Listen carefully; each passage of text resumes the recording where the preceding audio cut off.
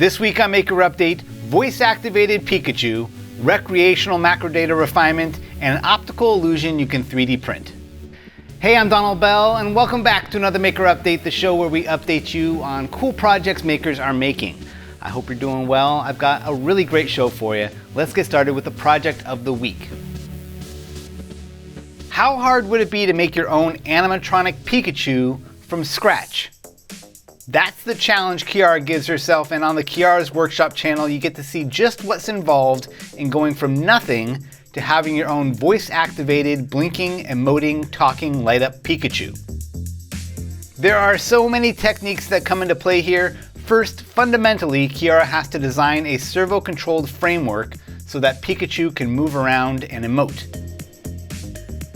In this case, from what I can tell, that means servo control for the arms, head, eyes, eyelids, eyebrows, ears, mouth, and the tail. In all, there are 25 servos in this little guy. 25! As a jumping off point, Kiara builds around Will Cogley's excellent eye mechanism, which we've covered on the show before. Still, there's a lot to have to design and work out, not to mention modeling the outer skin and the shape of Pikachu. If Kiara had just done that, made an articulating, 3D printed animatronic Pikachu, that would have been amazing enough, but that's not where this ends. Pikachu gets a voice thanks to a DF Robot DF Player Mini MP3 module and a speaker.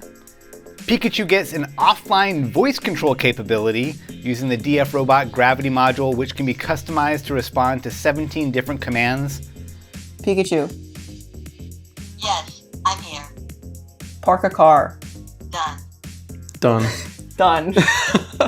Pikachu gets a pair of custom cast resin eyeballs. LEDs are added for Pikachu's lightning powers. A custom pelt of hand-dyed Pokemon fur. And last but not least, let's not forget the animations. Kiara used Botango animatronic animation software. It's a perfect match for this project because Kiara already had the whole Pikachu framework modeled out and could pull it in to animate virtually.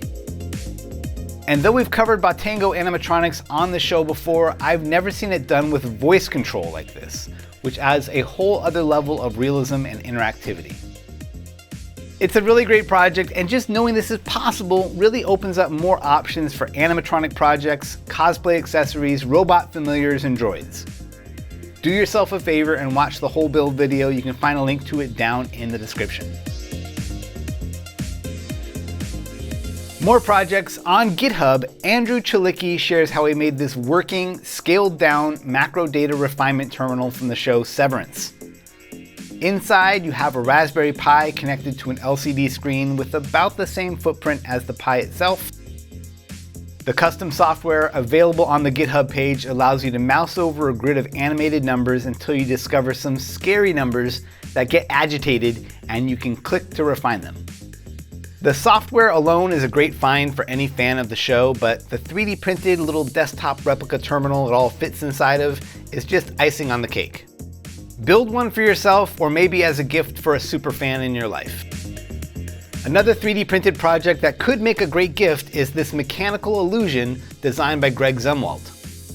You may have seen this optical illusion before, where dots appear to be moving around in a circle, but taken individually, you can see that each dot is moving linearly back and forth. With all of his Marblevator expertise, Greg brings this illusion to life using just a small geared DC motor, some magnets, ball bearings, and a handful of 3D printed gears. You can find all the 3D parts on Greg's Instructable, along with a bill of materials and a step-by-step video guide. Now for some tips and tools. Quinn from Blondihacks has a guide on how to make your own deluxe screw shortener. It's outstanding and far beyond what a mere mortal like myself is capable of reproducing. Placed loosely in a vise, you can put your bolt or screw in the matching threaded hole. Leave the bit you want to cut out on one side, clamp it tight to hold it in place, and then trim it off with a saw. A perfectly fit cap at the top prevents the two forks of the jig from twisting out of alignment. That said, at the beginning of the video, Quinn shows the improvised solution that had been in use before. It's just a scrap section of angle aluminum with various threads tapped in. The softness of the aluminum wears out quickly, leading to sloppy results, but for most of us, This is a useful hack that may be the solution for getting through a project. On the Make Anything channel, Devin shares a fascinating technique for creating 3D prints with a mix of smooth and fuzzy textures. The key here is to bring your design into your slicer software as a multi-part design. This way, one part of the object can be treated as a standard smooth 3D print, while the other can have a fuzzy texture setting applied to it. By the time it hits the 3D printer as a single G-code file, it all prints in one pass. Devin does a great job here, not only showing how to adjust your slicer settings to import multi-part designs like this, but also shows step by step how to design and export multi-part objects like this in Fusion. And for a completely different angle on multi-part designs, on the Cuttle YouTube channel, Federico Tobon explains in depth how to create multi-layered CNC cut diorama designs using finger joints. This is a super useful technique, especially for designing flat pack kits, like say a book nook or a holiday diorama.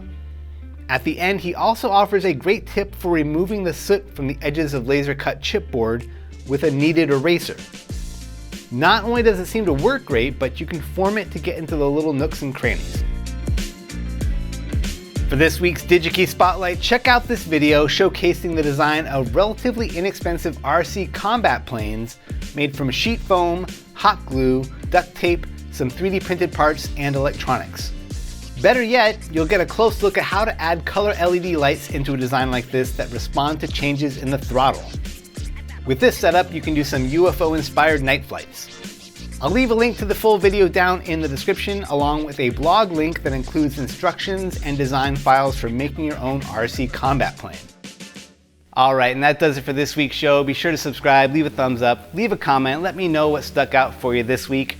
Thanks to CREACIÉNCIA for the use of their lab. They're an amazing resource for childhood science education in Barcelona, and I'll leave a link where you can learn more about them down in the description. Thanks as always to DigiKey for making this show possible, and thank you for watching. I'll see you soon.